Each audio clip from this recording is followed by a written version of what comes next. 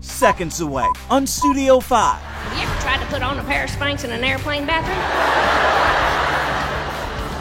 My body twisted in ways I didn't know it could. She's the most awarded female comedian in the country. We're at home with Chonda Pierce. Can you still do mini Oh, pro? yeah, you ready? Yes. Howdy! And I love it. I still love it, you know. Got dogs still bark and howl. Also ahead,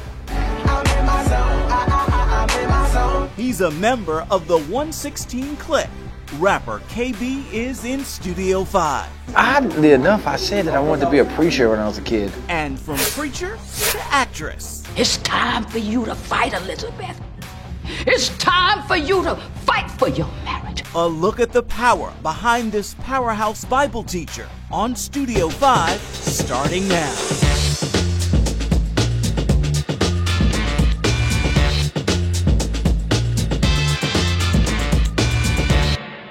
Men are so funny when they show up these things. It's very obvious that you lost a bet.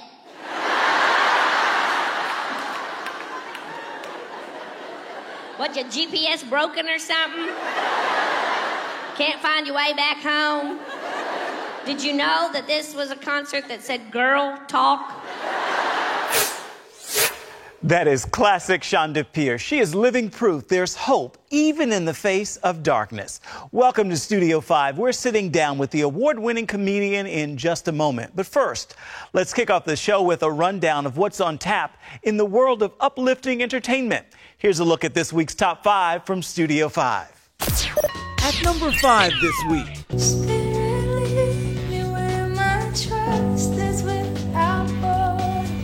Oceans. It's a Hillsong United hit. Visitors to the Australia-based church won't hear. Speaking in Atlanta, Pastor Brian Houston said, "When it comes to influence, predictability is our enemy, because you never get influence from doing things the way they've always been done." You'd get tired of singing Oceans? No, because I'm a lyrics person. The church also no longer sings this mega hit.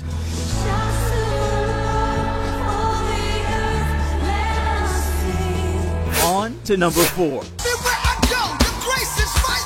The Energizer Bunny of gospel music, Ty Tribbett, is now a television host. His Joyful Noise show premiered Sunday morning on BET, filling the time slot of Bobby Jones Gospel, which filled that slot for more than 30 years. Now to number 3. Oh, this is who you are. Yeah, this is who you are. Grammy-winning duo for King and Country moved from music to movies with Priceless, a dramatic thriller about human trafficking, starring Joel Smallbone. You look beat. What are you hauling? Nothing really. Why would you have to go through all that? You're just hauling nothing. It's a pretty gritty role for you, too. Yeah, it was. Very, very different to, obviously, our life story. At number 2. Did you get your head or anything? Do you feel lightheaded or dizzy? This video of Tim Tebow has sparked a social media frenzy. It shows the new baseball player rushing to the side of a fan who had suffered a seizure, standing by his side and praying for him.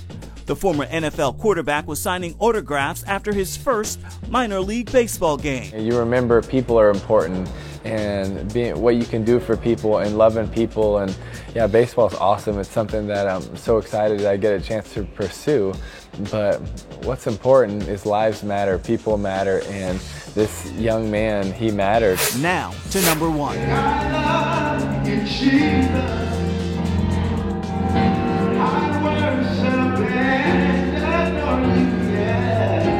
This is what it looks like to praise God through the storm. Despite devastating damage from Hurricane Matthew, members of Dominion Fellowship Church in Palm City, Florida, still held services. Studio 5 met Pastor Washington doing dishes at a local shelter just the day before. One of the things that we're always able to do and have the opportunity to do as Christians and as a body of Christ is to take advantage of the opportunities that God gives us to connect with people that we would normally not be able to connect with. And those are your top 5 from Studio 5 for this week. You know, everyone needs to laugh, and no one knows that better than the subject of this week's Studio 5 interview. Shonda Pierce is on the road again, making people across the country laugh, But she hits the stage these days with a different perspective. In her documentary, Laughing in the Dark, she opened up her life to the cameras and shared the loss of her husband, his battle with alcoholism, the loss of her mother, and her broken relationship with her own daughter. We're sitting down with her at home just outside Nashville, Tennessee. 31 years I've been married to the same man. Don't clap, you don't know him. Shonda Pierce has been serving up laughter to sellout crowd after sellout crowd for many years. When did you know you were funny? Oh, dear Lord. I don't know. My mother used to get tickled at me when she was trying to spank me. If I could make her laugh, she would forget why she's spanking me. And then as I look back in college, I was a theater arts major, and so I was always prone to audition for the funny roles instead of the leading lady, romantic stuff. I wanted whatever's going to make the crowd laugh. And so I had a tendency to lean that way without even knowing there was such a thing as a stand-up comedian, She began her comedy career imitating Minnie Pearl at Opryland Theme Park after college. Can you still do Minnie Pearl? Oh, yeah, you ready? Yes. Howdy! And I love it. I still love it, Dogs still bark and howl, but I still love it, yeah. Shonda's come a long way since those good old days. In fact, she's the leading female comic in the country. How do you become the most awarded female comic? You put a lot of hours in on the road, that's for sure. I will never forget the day that I got a call or a letter from the RIAA, the people that give you gold records and platinum DVDs and all that. And they had a little function for me in Nashville, and I went and got my little award. And I told the man, going, I just find this so hard to believe. There's so many wonderful comics out there. And they go, I know, we didn't know who you were either. Oh, no. That just humbles you really quick. Her audiences, often church groups, have made her the queen of clean. Is it difficult to be clean and funny? I don't think it is. Now, I've never had to clean up my mouth too much. I grew up in the Bible Belt, in a holiness denomination, and a preacher's kid. I couldn't string a ton of cuss words together if I tried. Well, I probably could if I got really, really mad. But it was just not in my, it wasn't in my upbringing. It's not even in my, back in the recesses of my mind. If I stub my toe, I'm going to say fiddlesticks, or ouch. And so it's not that it's been hard to stay clean. It's been hard to make a name for yourself in the comedy world, being a clean comic. For some reason, the Hollywood world or the comedy world seems to think that of clean comic as soft or not as adventurous or not as funny, and that's not so at all. Some of the greatest comics of our day were always Red Skelton was so clever and so funny, and Carol Burnett.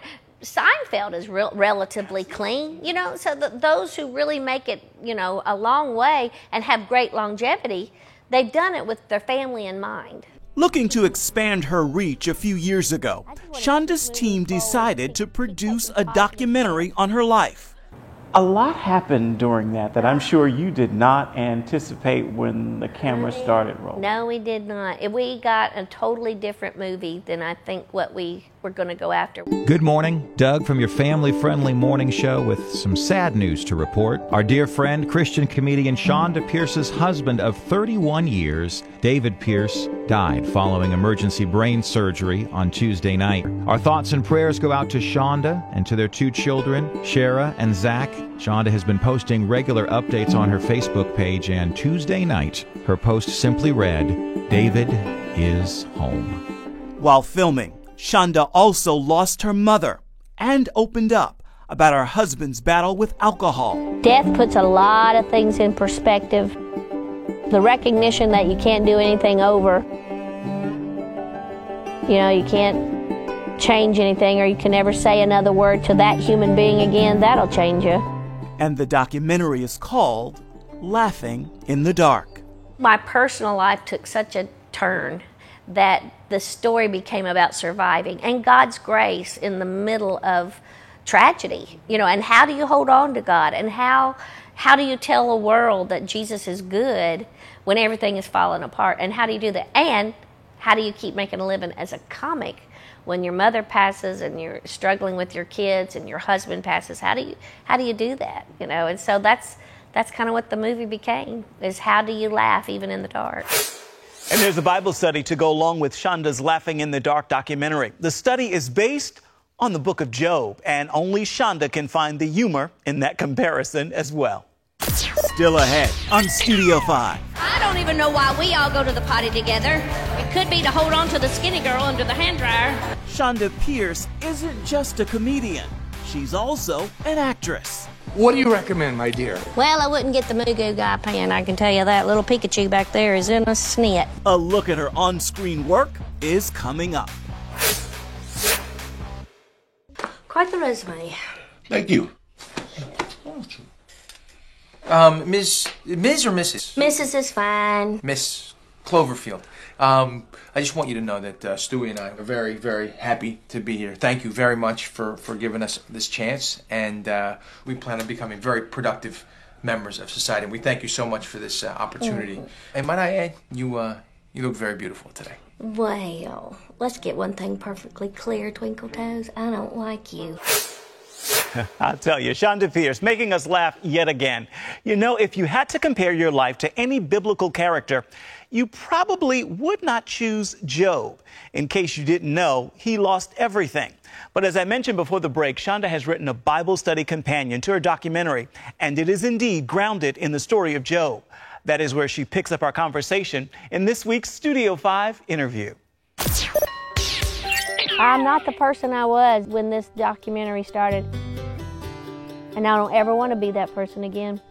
And I don't want to be the person that just spoke those very words. When I watched that movie, when I saw it on the big screen, I remember watching it going, wow, that young lady has been through so much.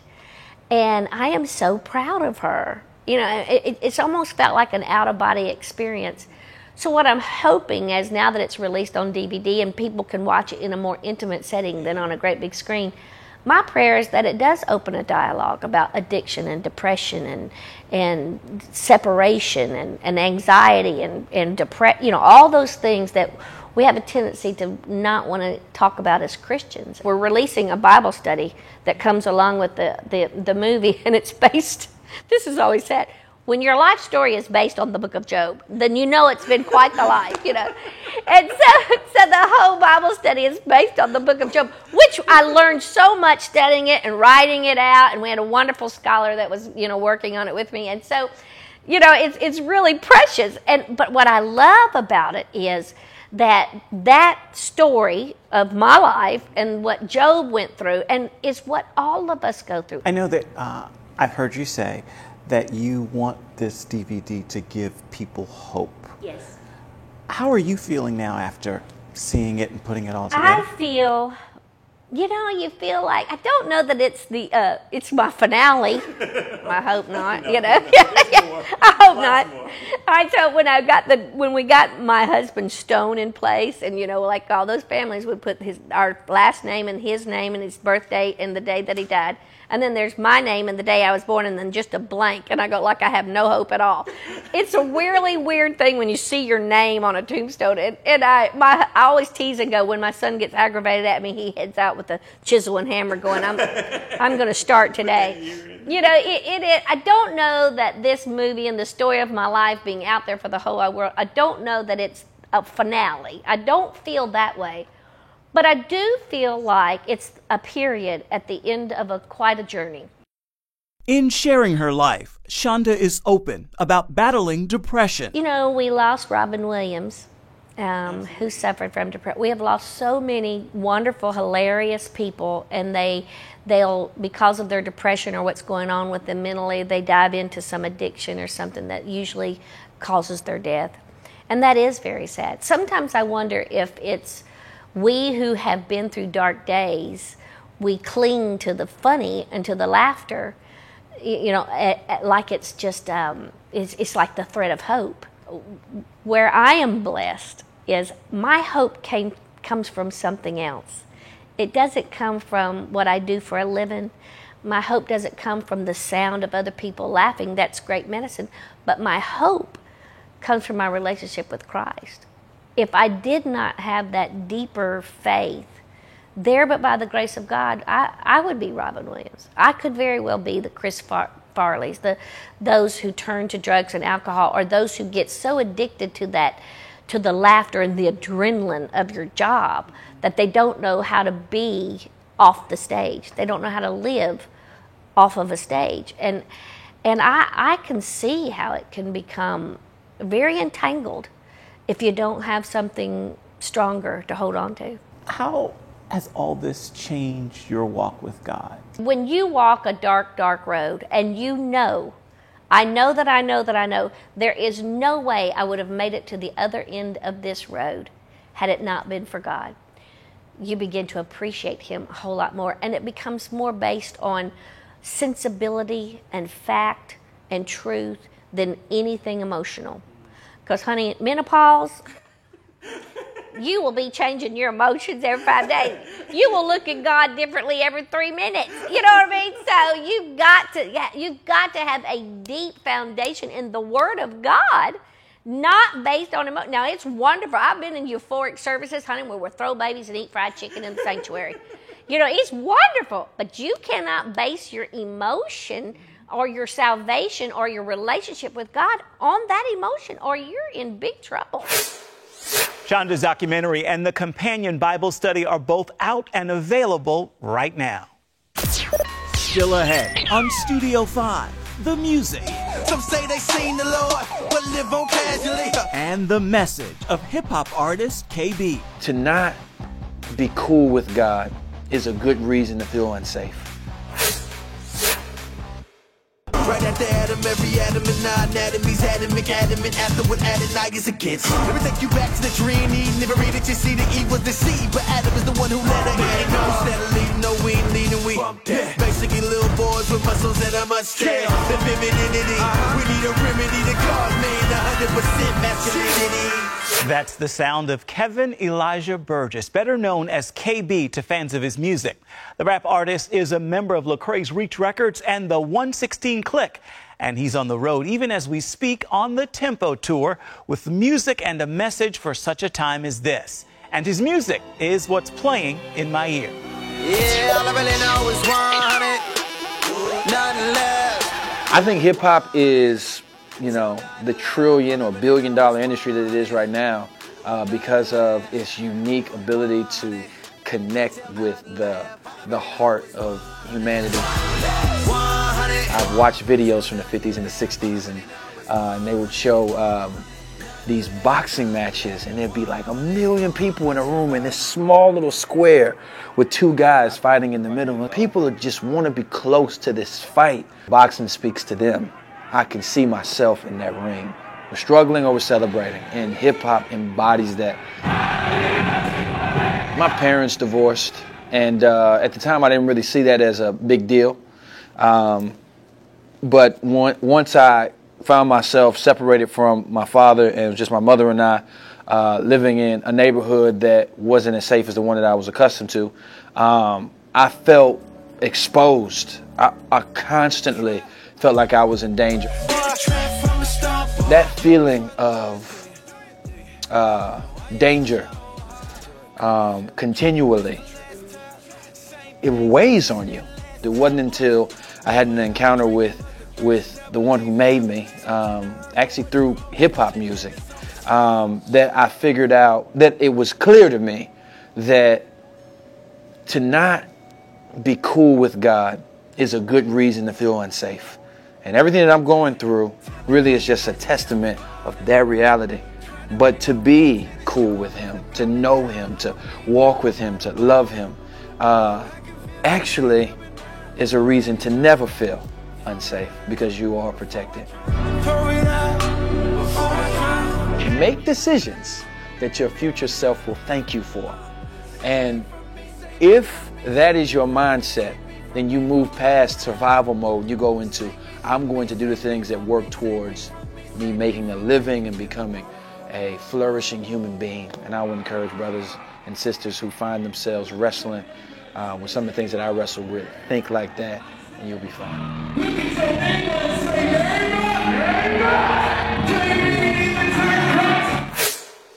And be sure to keep watch right here on Studio 5 because there's new music coming from KB. Up next in Studio 5. I would consider myself a spiritual person. I'm not hot, but I'm not cold either. A warming message from the first-time actress in this surprising box office hit. We are just about out of time for this edition of Studio 5, but the good news is we're hard at work to bring you an exciting show. Here's a look at what we're working on for next week's episode. While the NBA's Steph Curry scores points on the court, his wife scores points in the kitchen. That's a cookbook right there. Ayesha Curry's new cookbook, The Seasoned Life, has made the New York Times bestsellers list. She has a new cooking show on the Food Network, and she is in Studio 5. It was beautiful to see you opening the book on video for the very first time. What's it been like these last few weeks out promoting it? It's been insane. Everybody keeps asking me if I'm tired of it or if I'm over it, and I'm not. I love it. And that is just one story from next week's rundown. As for this week, I'm giving the final word to a preacher's kid, wife, mother, and Bible teacher, Priscilla Shire. She has a much-needed reminder about the power of prayer. Paul mapped out for us in Ephesians chapter 6 this spiritual armor. He's like, if you have this on, you will be victorious. You know, the helmet of salvation and the sword of the Spirit and on and on. But right at the tail end of that, he says over 2 verses, more biblical real estate than the other pieces of armor. He says, pray at all times in the Spirit on every occasion for all the believers. He goes on and on and on about prayer as if to say, this is the 7th weapon. And this 7th weapon is the one really that infuses the other 6 with this power that they need to actually be effective in battle. So more than anything, I think that the Lord is trying to remind his people that if you'll just pray, I will hear. Prayer is a much-needed arsenal in the armor God has equipped us with. That is the final word for this edition of Studio 5, but I'd love to keep this entertainment conversation going until we meet again. Reach out and touch me on Instagram, Facebook, Twitter, and Snapchat. Then be sure to come on back and see where Studio 5 takes you next week. We'll see you then.